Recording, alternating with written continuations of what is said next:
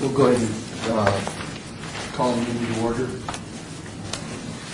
This meeting of the Downtown Design Review Committee of July 17th has met all the meeting notices and compliance. And will the clerk please call the roll? Chair Kinsella? Present. Vice Chair Heiser? Member Slotman? Present. Member Elwood? Present. Member O'Donnell? Yes. Member Courtney? Mooney? Here. Member Bradford? Present. We have a quorum, thank you. Thank you. We go to the first item on the agenda is public comment. During this portion of the agenda must be limited to matters on the agenda for action. If somebody wishes to speak at this time, please come forward, and they will be limited to time. So seeing no one, will go on to item 4, for possible action to approve the final minutes for the reference of the regular meeting of April 17th, 2012, and the special meeting of June 28th, 2012. Did you get a chance to look at those? Any comments? Motion for second. All those in favor? Aye. Opposed? I wasn't at that meeting. Okay. Please note that Member Mooney is traveling the world and enjoying life. At the April one, yeah. Jesus. On the Yeah. April one? Okay.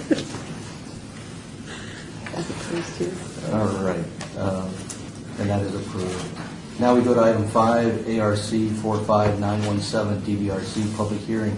Applicant CIM LL, Las Vegas LLC, owner 220 North 4th Street, LV LLC et al. For a proposed action on a request for a master sign plan design review for an existing hotel casino and waivers to allow individual signs to contain less than 50% illumination and/or animation at 206 North 3rd Street, 221 North 3rd Street, 230 North 4th Street in Ward 5. This is Steve Swanton from Planning. Vice Chair, this is a master sign plan review for the whole of the Lady Luck Hotel site, which is now called Downtown Grand. The signs include 4 projecting signs, 1 roof sign, 1 freestanding sign, 5 awning signs, 2 marquee signs, 10 directional signs, and 26 wall signs. Signage in areas that face private streets or that are not visible from the public rights-of-way are not subject to Title 19 regulation, but they're still reviewable by the DDRC. These signs are designed to fit the new East Coast Warehouse District theme chosen for the hotel. Most of this signage has an aged, retro look to it. The portion of the site that faces Ogden Avenue lies within the special signage sub-district buffer area. 4 of the signs in this area are proposed to be painted on the building and externally illuminated, and therefore they do not meet the 50% illumination standard. As the proposed signs do not further the objective of creating a district that preserves the heritage of neon signage downtown, staff recommends denial of the waiver request. Of the remaining signs, several require variances of Title 1908 in order to be erected, and these requirements aren't within the scope of the design for DDRC. I'm sorry, the design is, but not the variance standard. For example, the tall wall signs that are proposed contain up to 4,600 square feet each. They only advertise services and products that are found on the site, but they contribute to the excessive wall signage on 3 of the 8 tower elevations, with deviation of the standard up to 22%.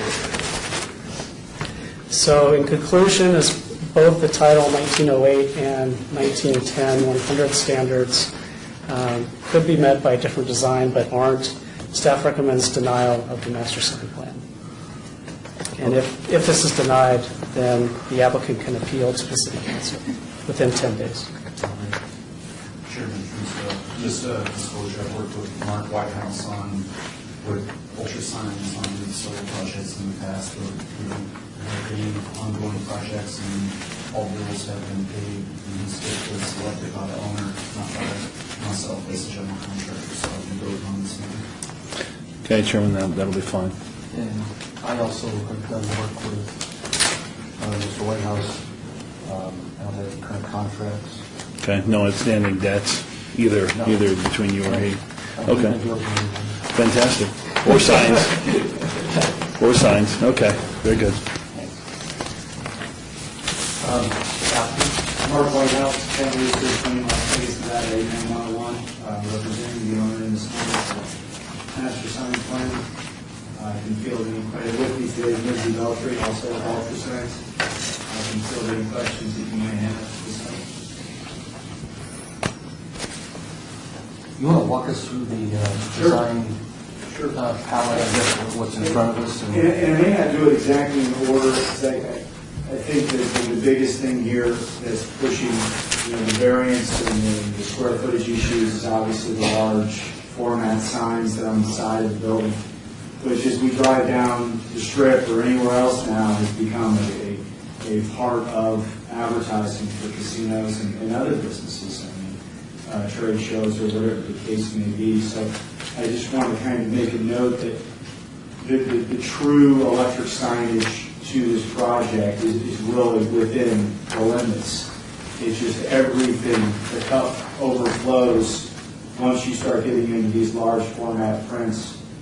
Now, in saying that, with the magnitude of the building, I believe that we're pretty close on some elevations. It's just the way the buildings are built, there's some narrow sides to the south elevations, which hurt the square footage as a whole. So just kind of want to make that known that it's a bit of a unique situation, but it's signs that we see every day now here in the Las Vegas area. But we flip through, we've got pages 2 through 3, the basic, the charts, sign analysis table. I think you can see the real elevations starting on page 5, and then if you go to page 4, you can kind of see a site map outline of everything.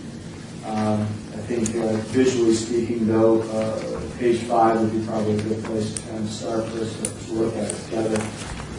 This is a south elevation of the property of the East Tower, which will be basically the podium for the casino, where you can see some typical electric signage that you will see in the downtown area, compliant casino blade sign there at the front entry, which does meet the neon and lighting requirements.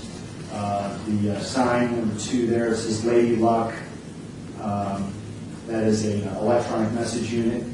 That would also obviously meet the requirements. Signs 3A through D are painted signs, which I believe we're asking for that waiver. For those would be downlit by goosenecks, and that would be consistent with the architecture that we're trying to achieve, the old rustic type of East Coast warehouse district. Page 6, this would be the west elevation of the East Tower. We're jumping to sign 6 here. It appears with the hotel. Again, that would be compliance. It's got some chasing bulbs, neon illumination. Empire Room would be standard traditional marquee, changeable letters. All neon illuminated signage across for signs 8 and 9. Again, up above we have a large format print, and we do not know the content nature yet of each individual print, but it is going to be conducive to on-premise advertising for the property. Page 7 would be, again, the west elevation of the East Tower. This is the lower level. Sportsbook, Downtown Grand. Sign 11, again, another traditional marquee with ball pack, perimeter, and animation. Sign 12 is the sign we're asking for a waiver on. That is a painted sign with the gooseneck lighting, again downlit. Page 8 would be the east elevation of that lower east tower as well. This is where the porte-cochere is. This roof-style sign would be all neon illuminated. The signs 4A, 4A, and 4B will be shown on another elevation. Those are also neon illuminated. Page 9, north elevation of the east tower. This is facing the new Mob Museum. This will be basically just a large format print, again, on-premise advertising.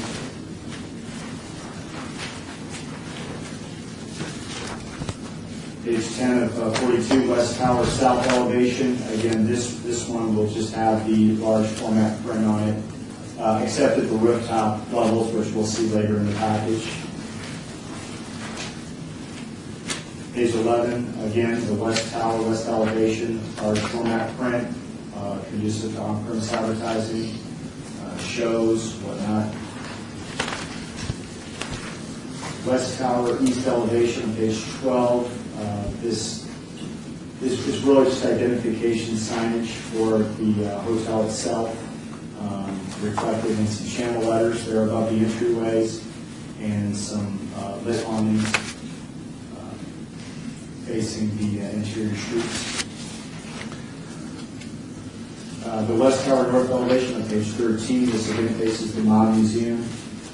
There is a sign, I believe that's sign 1, or sign A, excuse me, that we see a profile of right now. That is ball pack, neon, animated, compliant. The other 3 signs, again, we don't know the nature of the content, but we listed the signs or as placeholders to make sure that everyone understood we wanted to have identification facing the Mob Museum. Those will be downlit with gooseneck lighting. And now we get into more of the individual details of the signage. Page 14 to 42, you can see sign A that we kind of covered in the elevations. You can see the neon, the ball pack. Page 15 to 42, sign D, you see the awning, commissary. And then the following page after that would be the channel letters on the building. More of an identification type of sign. Page 17 of 42, sign number 1 would be on the southwest corner of the east tower building at the main entrance to the casino. Again, neon, animated, is compliant. Sign number 2, 18 of 42, the LED unit mounted on the building. Sign 3A through 3B, the printed age graphics on the building, gooseneck lighting. Again, we incorporated the label to that. This elevation, sign page 20 on sign 4, you can see as we saw the profile earlier in the package, this has the downtown Grand letters all in neon with some directional signage mounted from the structure there, the truss structure. And again, you'll have that same detail over the next couple of pages showing the opposite side of the porte-cochere. Skipping down to page 24 42, that's a more detailed look of that rooftop sign mounted on the porte-cochere with neon illumination mounted on a frame. Page 25 and 42, a hotel sign, which is mounted on the east tower, lower east tower, compliant with the standards typically ball pack with neon.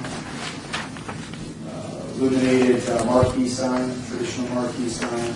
This will have some type of faux finish on it to kind of give it a rustic look to match the architecture.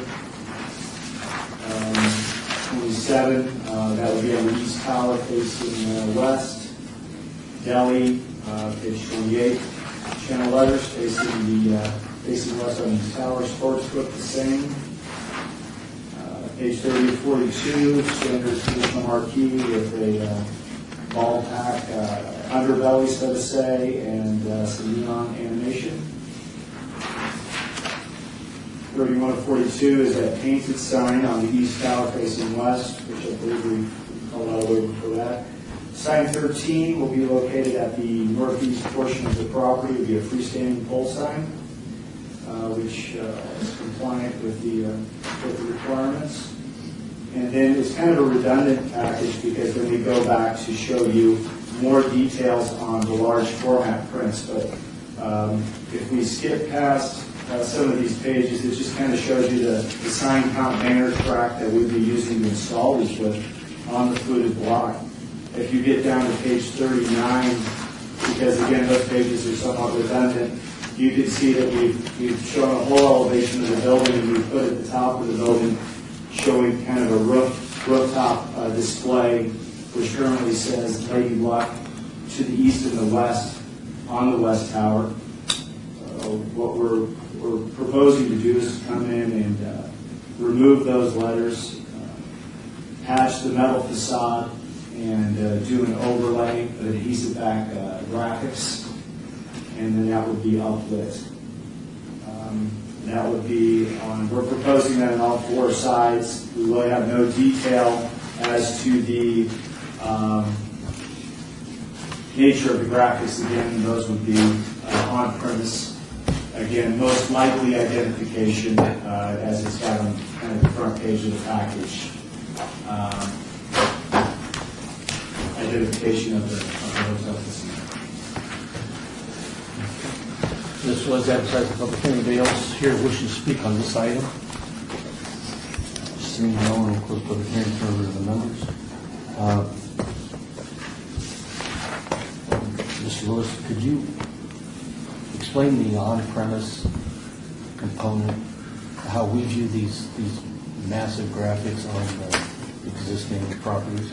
I think if you wouldn't mind, I'll let the planning department speak to that. Okay. Because the planning department is really behind the intent of what should and shouldn't be on these casinos. And then I'll answer any of the other interpretive questions after Steve is done.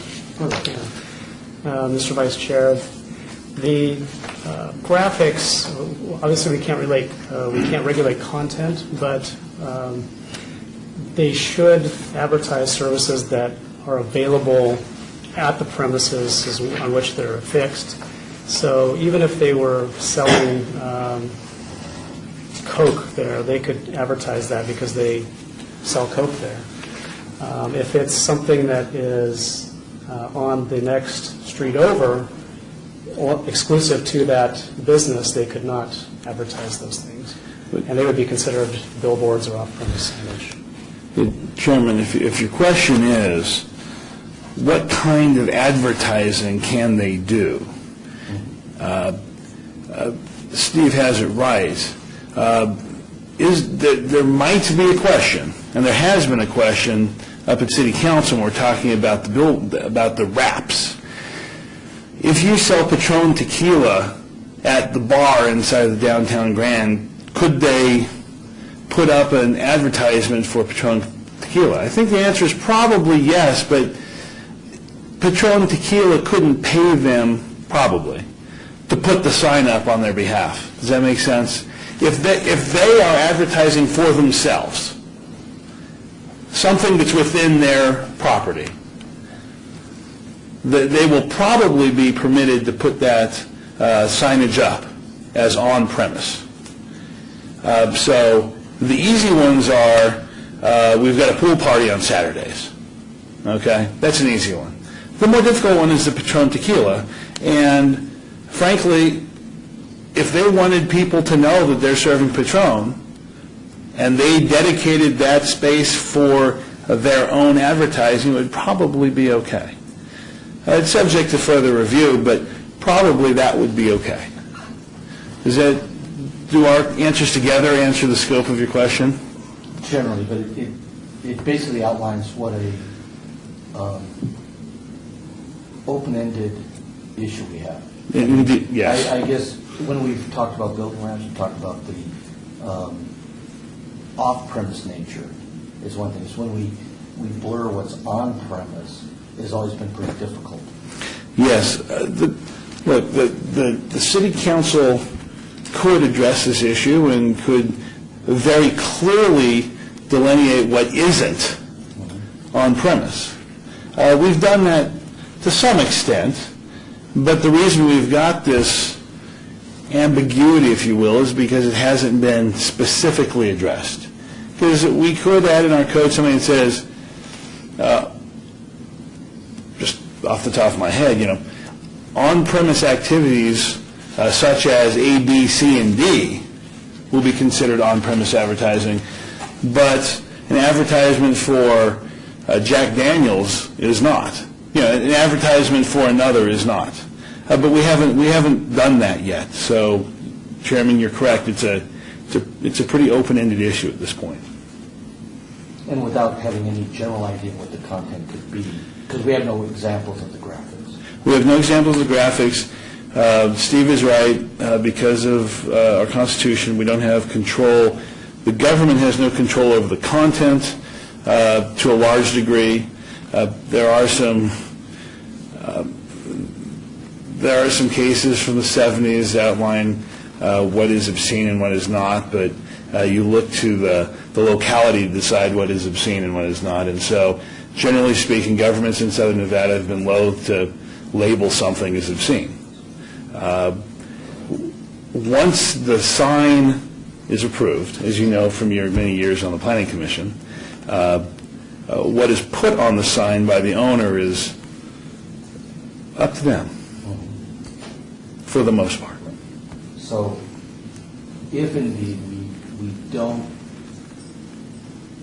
get the highest quality of what we expect, Yes. we may get exactly what we don't expect.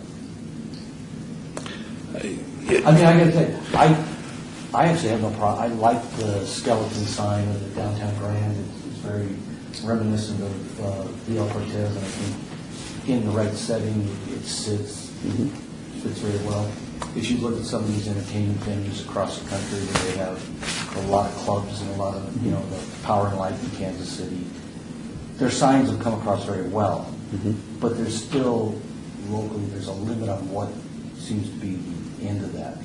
Here, we'll take what's on premise and go down to some of the retail outlets along the strip, and it's virtually just a big Coke ad, and it's painted everywhere.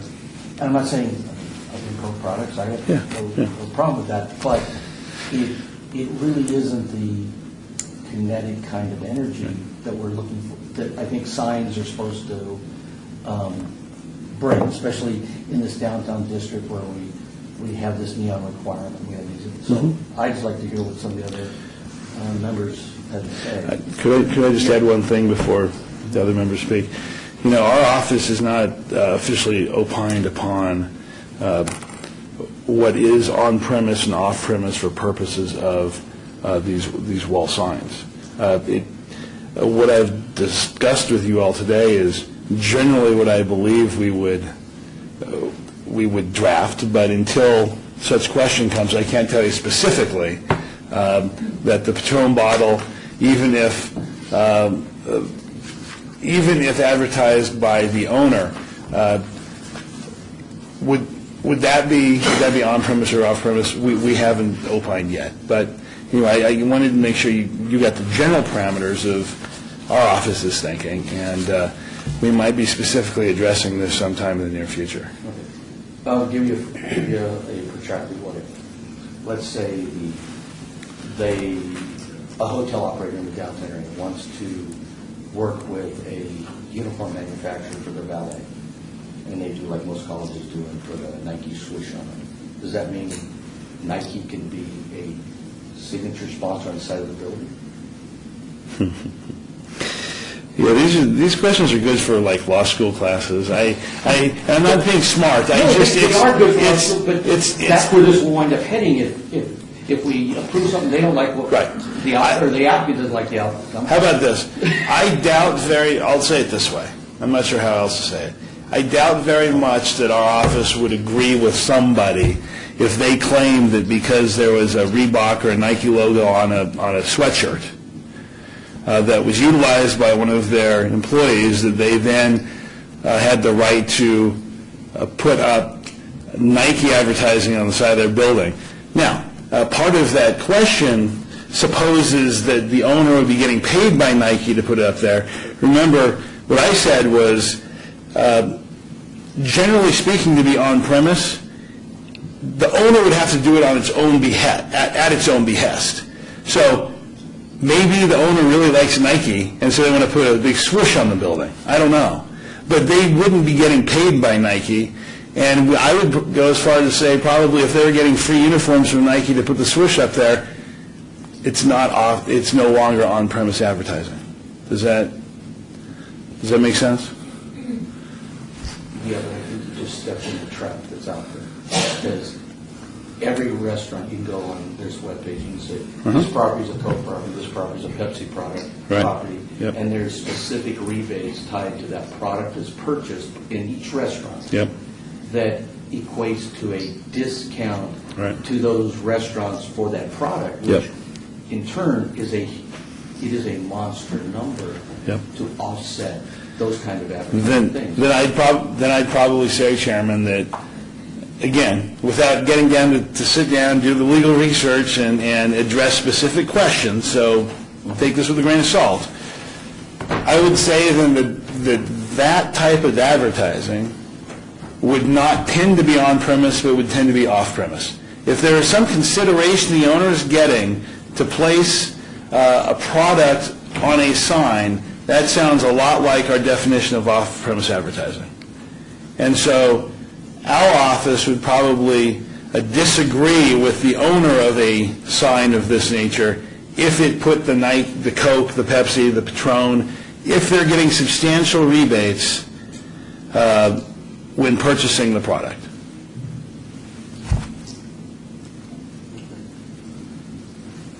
Member Schwab.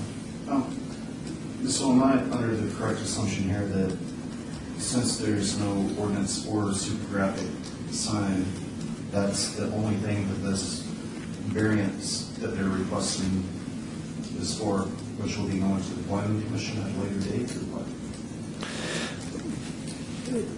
Chairman, through you. Yes, these are essentially large wall signs that don't meet the 20% maximum area for an elevation. And they would have to go to planning commission for approval before they could install the sign. Okay, and if they change out their graphic from whatever it is, from a restaurant on premise to show that they're having, is this something that they would have to go back to DDRC or anyone for? No, so that's a good question. That has to do with content. See, so once we approve if you all approve the variance and if the city approves the variance and they erect the sign, I don't even know what to call it, the cage, whatever this thing is going to be on the side of the building, they'll be free to put up whatever signage complies with our code. And basically the only restriction is going to be whether it's on-premise or off-premise advertising. Whether it's, if it's advertising what's happening on location, or it's advertising a third-party product. It's very possible that this city could say someday they could limit, they could take their code and they could limit on-premise advertising to only those things that occur as part of the business, not the products that are found within the business themselves. But again, we haven't done that yet in the city. So the answer to your question is no. Once the box is there, whatever it's called, they just have to comply with our code. And we don't have content restrictions for the most part. And once it's there, it's there. Okay. What about if we approve this master sign permit today, what happens if it goes to planning commission, gets denied? Will they be required to come back to this committee? Or would that just be eliminated from the master sign permit? So if you approve the sign plan There's a couple things. Do you mean approve it as they've requested? Yes. Okay, if you approve it as requested with all the variances and everything, goes then to planning commission, that's the next step. It goes to the planning commission automatically. The planning commission reviews de novo, which means it reviews as a first blush each of the different applications, just like you are reviewing today. And so the planning commission will do the same thing that you guys are doing. And they're going to decide whether the waivers are appropriate and some of the reductions. And then it will make a decision. If the applicant doesn't like what the planning commission has done, it will likely then be appealed to the city council. The city council then will do the same thing the planning commission did. We'll review everything de novo and then come up with a final determination. And then at that point, the only place to go is to the courts if the applicant didn't like the decision that was made by the city council. May I ask a question? Yes. I understand that there's a couple issues here, one of which is the content, obviously a big issue, and something that's not been defined. Well, we're a bit of a disadvantage with it being undefined, because we come to you to get something approved, and the rules are not clearly laid out for us. So I think, in essence of time, and in essence of efficiency and everything else, that if there is no code for content now, that I just don't understand how we could be held to that standard. And then my other question is when you start holding to that standard, let's say, for instance, one of the signs says, "Welcome to the downtown Grand with a beautiful lady on it," and then down at the corner now serving Coca-Cola. So now, are we going to break this down into percentages of that sign? I mean, I understand completely a service and a product that's sold. And if the city of Las Vegas was defining these things, then we could design content and put it together, you know what I'm saying? Yeah. According to that. So I guess I really don't. The other part is the other part of the argument is okay, the sign itself. We've got a frame with a large format print on it. Yep. Generically is a frame with a large format print. It's a vanilla frame with a vanilla print. Right. We've got a steel structure sign built of aluminum, neon, and transformers and these other products that are put inside to create a display. So we've got the approval of those components and the approval of those displays. Vanilla, code compliant with the DPRC. And then we have another issue, which is, you could boil this thing all the way down to freedom of speech if you wanted to. It's a whole big, enormous ocean to get into, obviously. So, what are the chances that we could move forward with an approval on signs and then maybe let the planning commission? Well, Chairman, I don't know if you want me to respond to any of that, but That's all I have. okay. Well, so let me see if the first question was, or the first statement was, there doesn't seem to be anything clearly defined in the code that regulates content. That's true, because the First Amendment, as you were discussing, wouldn't allow us to do so. Right. So what happens as a practical matter is that these ladies and gentlemen, the ladies and gentlemen on the Planning Commission, the ladies and gentlemen on the City Council, then when considering variances to our code, think about some of these issues, right? If there was no variance requested, there wouldn't be any thought given to the issue of what the content might be, because it complies with the code the City Council has decided is appropriate for the City of Las Vegas, right? The City of Las Vegas said wall signs X by X, certain percentage are okay, and we understand that we have no control really over content, so that's just the way it goes. But since they're a certain size, we're okay with that. So what's happened is the client of yours has asked for variances to this, and now these ladies and gentlemen are going to ask questions about, because they're so large, what might happen in the near future. So that's why. So that's number one. That's number one, I think. Number two, so I should have written these down. Your second comment The was... signs. Oh, the signs themselves. Approved. Okay, so that, as a corollary to my first answer is, certainly this board is going to either approve or deny based upon whatever the generic sign frames are, period. They're not going to, they're not looking necessarily at content, but this goes back to my first question. When your client asks for things that are outside of our code, these kinds of things will come up, and this is just, you've seen it happen 100 times. Thirdly, you talked about the Constitution and freedom of speech, and yes, signs are problematic for the city because of all of the considerations that our appointed and elected officials have to make regarding these signs, wherever they are, whether it's a billboard sign, a wall sign, a pole sign, you name it. So that's kind of why I sit here, because I've been to planning commission, city council, and DDRC meetings where questions to this day still come up. Well, we just condition to restrict signage from having alcohol. Well, sorry, lawyers say can't do that. Feel free, but we're going to get sued and probably not prevail. So we do take in consideration the notion of freedom of speech and the First Amendment to our Constitution. I would just say that the way our council has drafted our code and approved our code is to give clients like yours as much flexibility as they can to come in and pitch whatever it is they want to do, right?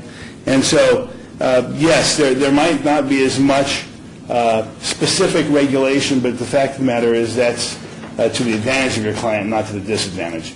If we were to, I could sit down and draft code that would be very restrictive. You would know exactly what you could and couldn't do, Right. but then it wouldn't be to the advantage of anybody downtown, because we want this kind of terrific signage that you all can come up with. So after 10 minutes of that, I'll be done. And my thinking was too is that is it and you kind of answered, is it the size? I mean, if we were to say, hey, the size is not an issue because of the magnitude of the property, but what exactly are you putting on those big signs is what we're worried about. And it sounds like that's what you're saying. And that's a question for these folks here on the board. So is that the issue really? Is the size okay? It's just what exactly are you going to put on them that's not known now? Chairman? I'd like to go to Dave and Courtney real quick, because we've discussed content. Right. So that's one aspect. Right. But the other aspect, through planning, the reason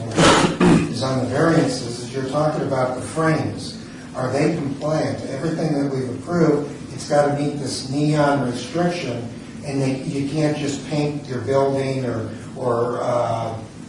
decal it and put lights on it. I think we need to refer to that a little bit and see how that carries. And I would like refer to either planning or Courtney or David to get into that specific.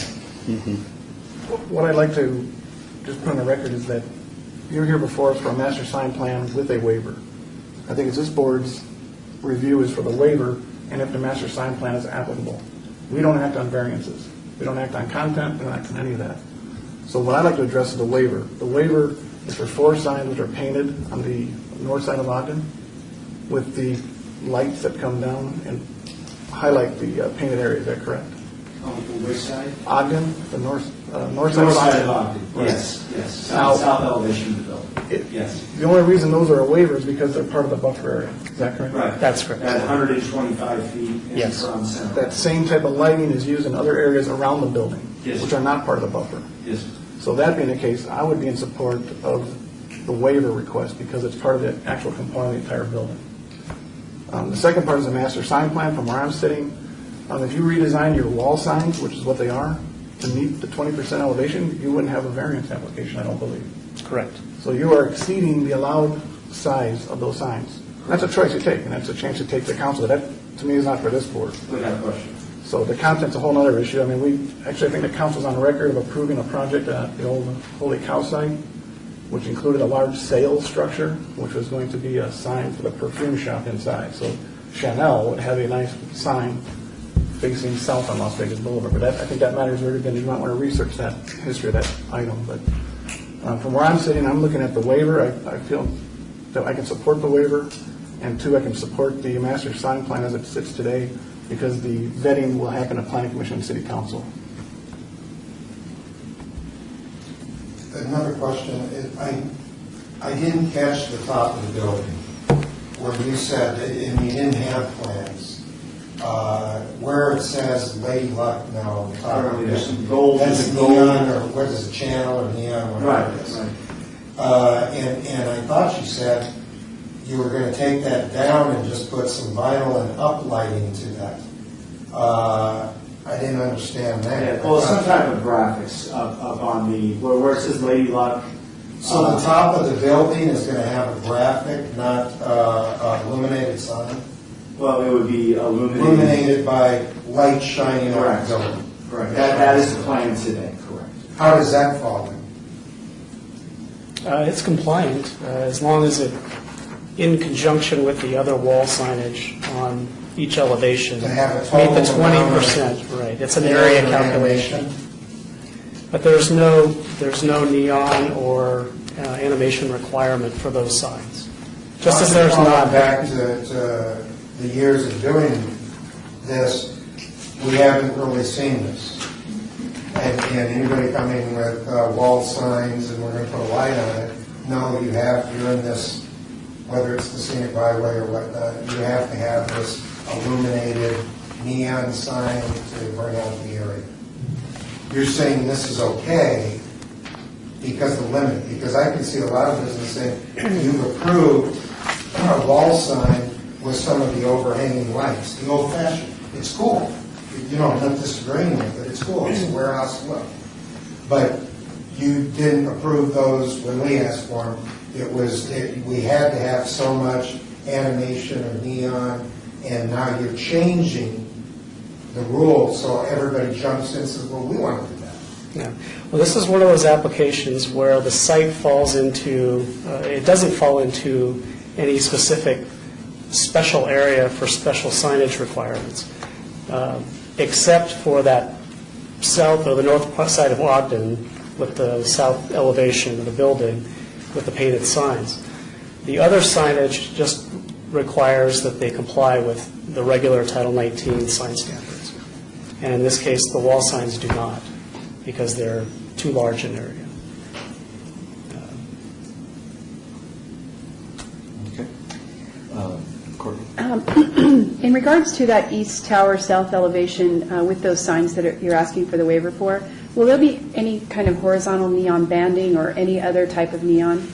We haven't looked at that as of now.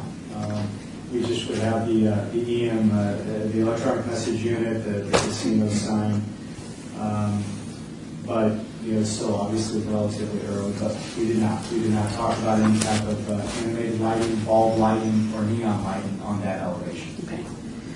I'm just asking because I think that this is kind of an important facade as visitors or people who go to Fremont Street are wandering down 3rd Street or to the Mob Museum, and I almost feel like it's a disservice not to have some type of neon there.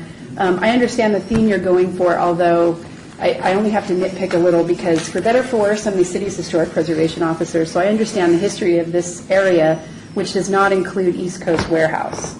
So I don't feel that it meets the intent of the code, which is to preserve the neon art that was made famous by Glare Gulch and also, be compatible with the history of the architecture in this area. So I think that there should be maybe some type of compensation with additional neon, either in banding if you want to continue that theme of the warehouse. So you're thinking just like a border tube running across that elevation? I even think that would be better, just because it would carry the neon away from just that particular corner and go down that It's facade. domain Right. and encompasses it. So just, as I can't support I would support staff's recommendation on that waiver just as it is right now. And we probably would be agreeable to something like that, to incorporate abandoned neon. It looks like that would be somewhere around, I'm guessing maybe 170 feet of neon, somehow artfully put it on that south elevation. We'd be agreeable to that in the essence of trying to maintain those standards and to get your blessing on the master plan. As it certainly fits better there than it does on the other facade where you've got, on the east tower, partial west. Right. Agreed. Yeah.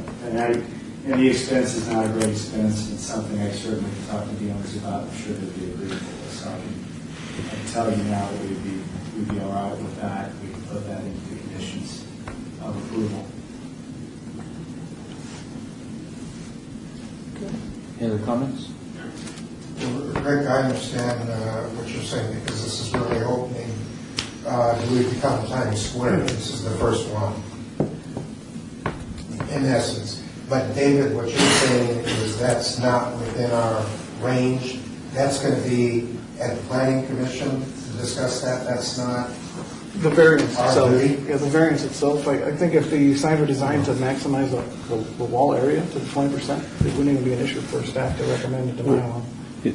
It's an issue because it's part of the size of the signs is part of the master sign plan. But if those signs, if the wall elevations allow 20% of the area, and they design signs that maximize the 20%, including these Correct. large framed, which will eventually be vinyl. Yeah, the staff would have probably recommended approval across the I don't know board, and why there really wouldn't be a lot of comment. But because the signs are so large, for example, Chair Truesdale saw them and said, wow, these things are large, and he wants to know more about them.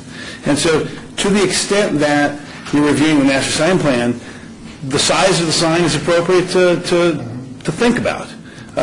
It will be the Planning Commission and the City Council to make the final determination, the determination on the variance. But David, you're talking about 20%. I thought we were talking about like 75%.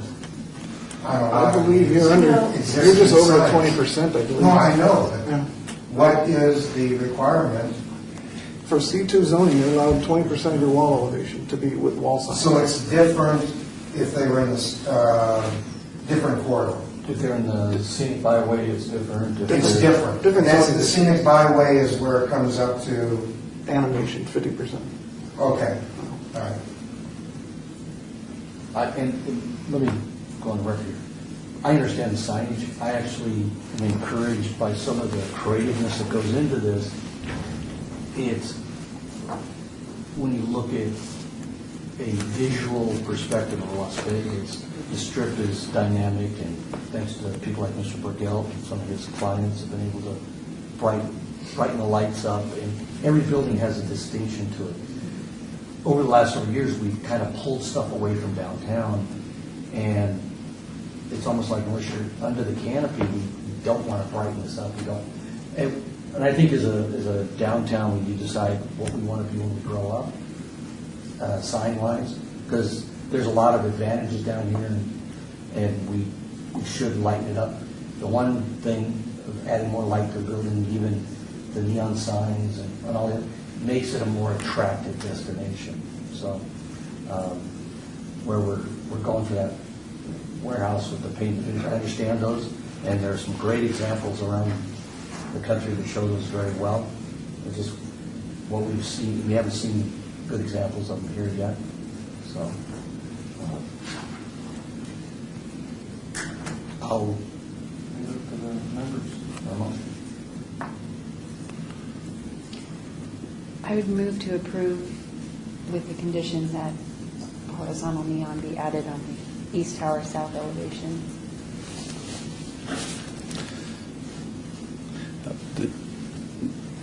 Just to be specific,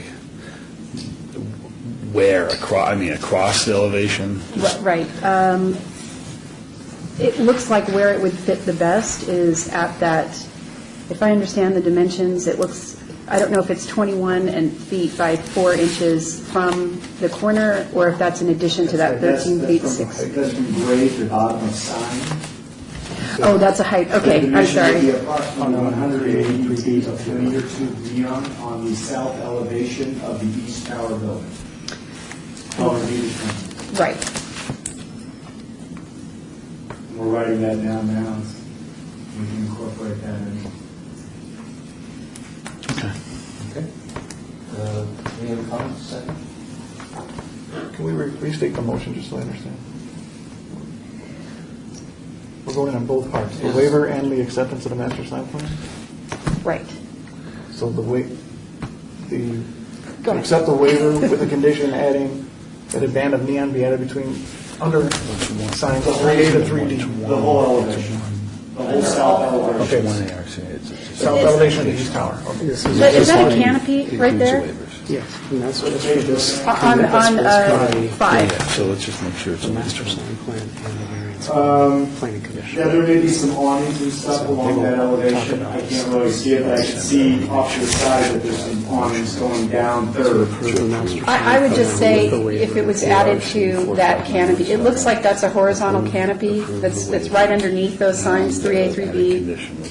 Oh, yes, you're right, you're Right, absolutely right. that's- I would say that that is some type of metal awning. I would say that would be, my motion would be to add it Above the metal awning? to the canopy in some fashion, right, at the metal awning. And subject to all other staff conditions. Correct. Second.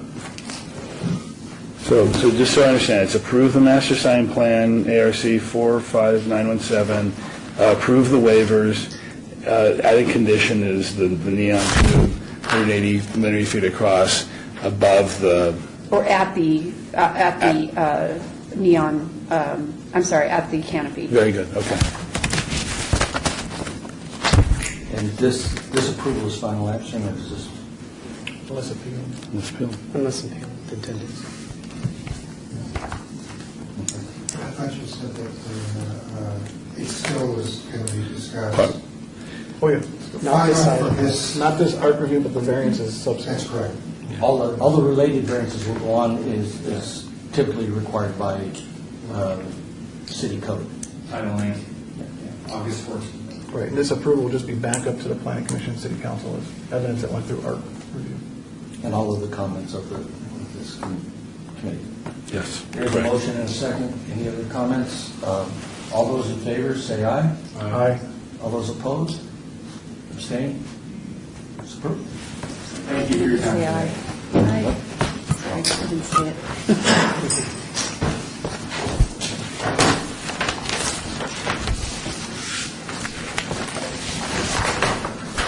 Now we go to item 6, ARC 45972, DDRC, public hearing, applicant, Golden Gate Hotel and Casino owner, Sal Sabini Hotel Company, Inc., et al., for possible action on required for a master sign plan design review for an existing hotel casino and waivers to allow 3 proposed incidental directional signs to contain no neon illumination and/or animation where 50% neon illumination and/or animation is required at 131 South Main, 209 South Main, and 217 Main Street.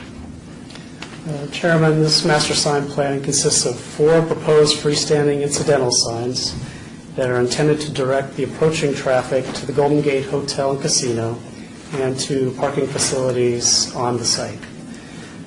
2 signs that you see on your site plan, SD1 and MK1, are proposed to be located in the parking lot that's on the hotel site. So this is the parking lot on the north end of the site. North end of Carson. These signs are within the downtown casino overlay special signage subdistrict. The other 2 signs are proposed to be located in the parking lot that is south of Carson Avenue, and neither of those are within the special signage subdistrict.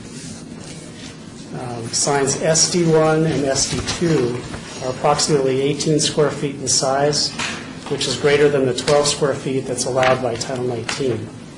They also slightly exceed the maximum height allowed for incidental signs.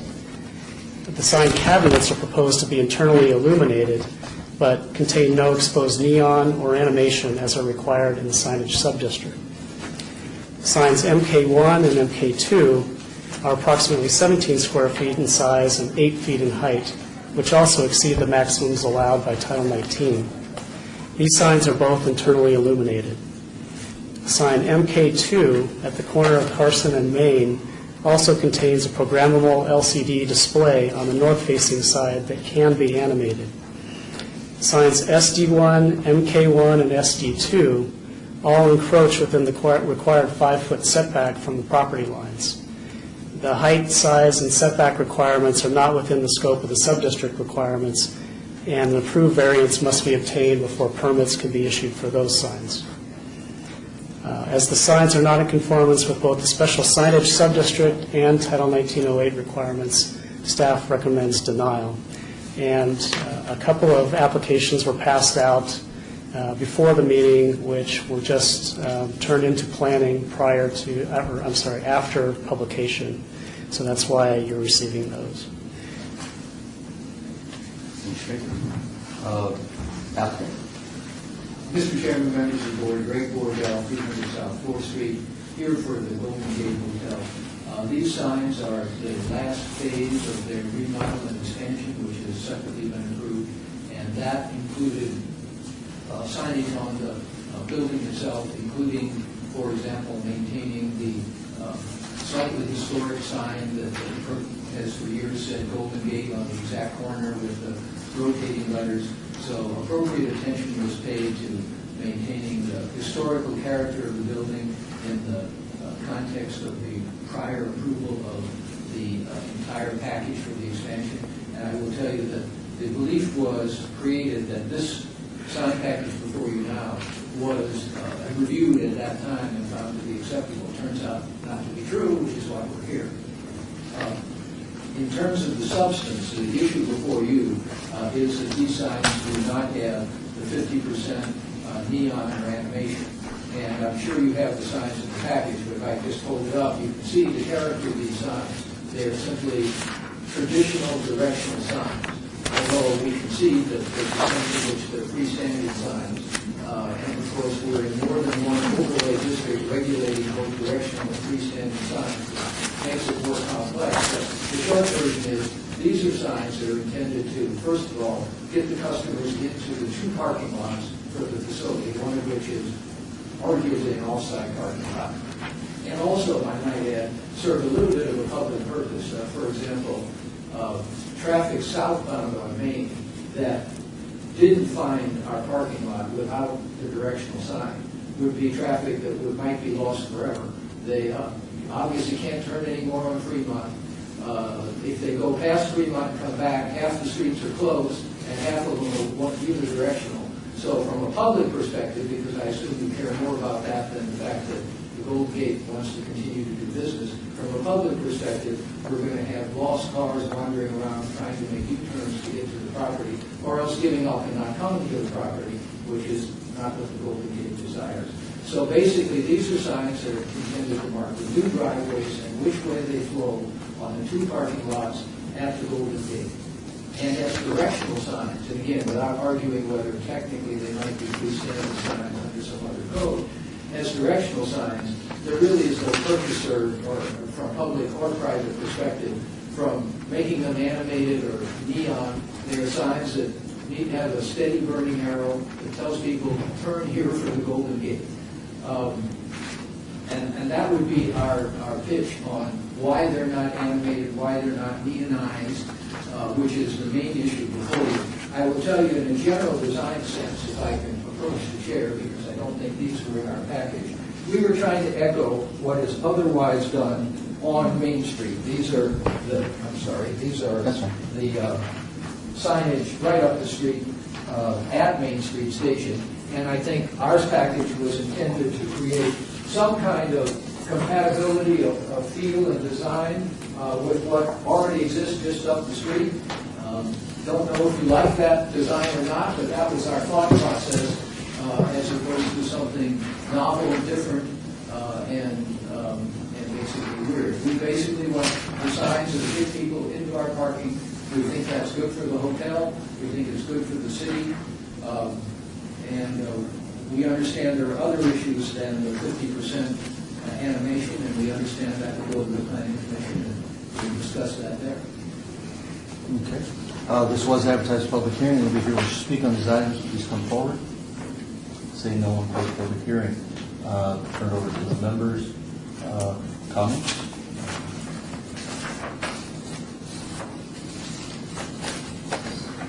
Mr. Bradford? I get it. I got your hand up. No, I didn't. I'm sorry. I just had a question. You read the conditions, I imagine? Yes, and we understand and feel we can comply with it. I'm having difficulty understanding number 3, to be honest. So I'm wondering if somebody can...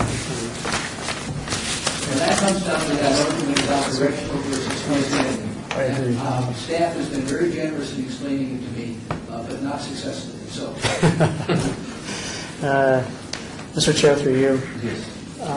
First of all, let me clarify, in the notice, it says 3 proposed incidental signs to contain no neon illumination and/or animation. That should be 2. And the reason is that the 2 signs south of Carson are not within the sub-signage district. One of them falls within the 125-foot buffer area, but the standards only apply to signs on facades and not freestanding directional signs, such as the case. Therefore, there are only 2 that are requiring the waiver. Now, to answer Member Bratcher's question, there is a prohibition on freestanding signs within the signage subdistrict, which is the lot north of Carson. Those signs as proposed right now are directional signs and not considered freestanding signs. If they were to be changed at any point to something that looked like a freestanding sign or could be considered definitionally as a freestanding sign, then those would not be allowed. And so the condition was to ensure that these would remain directional signs and not freestanding signs. And to some extent, if I can join the conversation at this point, you could hear the complexities that are out there, multiple districts, freestanding and directional. If we were to try to comply with the animation issue, we almost invariably would violate the directional signage limitation on what you can put on a directional sign. It would become a freestanding and thereby be prohibited by another section. So I sincerely believe we have here a fairly simple question about the directional sign to get people into our driveways, which there is no reasonable solution other than being here and asking as we are doing.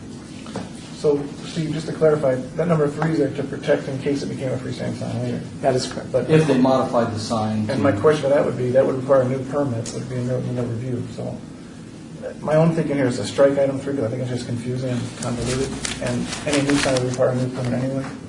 I understand where it came from, but I just think I think it's more like any modification to the sign yeah. would require a resubmittal to step to, is that, That's fine. I mean, I just needed a clarification. I was having a hard time. Thank you. Is there a section that we're considering south of Carson? Is that, if you say something about south of Carson? Yeah, there's 2 of the signs. 2 of the signs are south of Carson in that parking area. One on the corner to let them know that south parking is there, and then one on the entrance to either, from one side it says turn here, on the other side, on the other side, it tells them keep going if you want to go to the hotel or the casino or valet.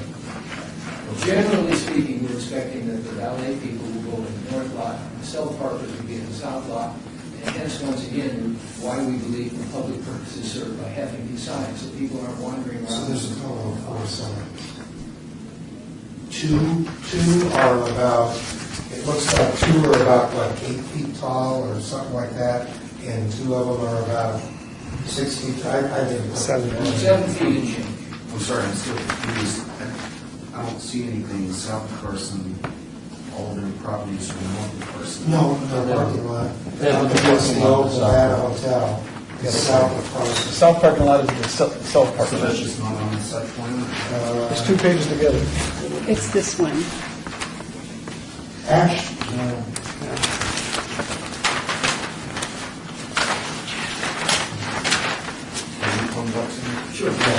The south lot. Okay? So here's the hotel in the back. Across the street is the main parking lot. Up here is the hotel. So this alley is actually Carson. It's a dead end, it looks like. No, no, the alley is at Carson. I got it. I'm sorry, I got it. This is Carson. Okay. Okay, so north of here is the other parking lot, and north of there is the hotel, and this is Main Street. But this is a hotel, this is south, this is north, the hotel's north of No, Carson. no, this is a different hotel. This is the Yeah, hotel but in the back. hotel in See, the we back. have what amounts to an off-site parking lot south of Carson. Our hotel, the Golden Gate's up here. So these two signs are on the south It's lot. right across from the bus station.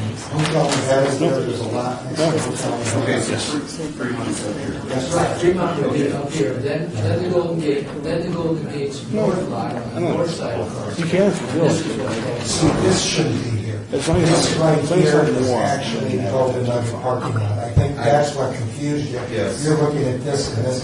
This is 2 pages in one. Okay. I think that's what you got there. Fair enough. But I guess, I understand the issue where, since these are at pedestrian height, putting neon on them makes them a maintenance nightmare, and you'll build more plastic around it to hide the neon.